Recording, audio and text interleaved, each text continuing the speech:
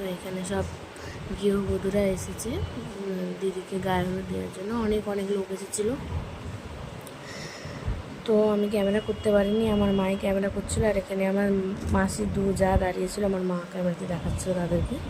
আর আমার দাদা সারাদিন এত কাজ করেছে, হাঁপিয়ে গেছে। তো তারপর দিদির গায়ে হলুদ শুরু হয়ে যায়। তো ফার্স্টে যে রিচুয়ালগুলো থাকে সেগুলো দিদি হচ্ছিলো।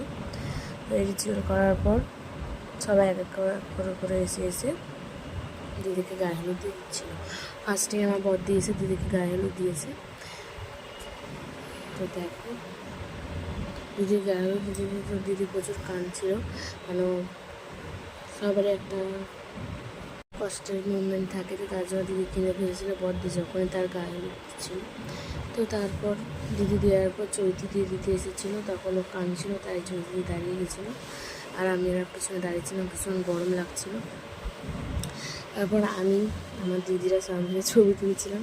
তো দিদি ভেবেছে হয়তো আমি ছবি তুলছি, এই জন্য ক্যামেরাটা আমার হাত থেকে কাড়িনি, আমার নিজে দেখাচ্ছি মুখটা।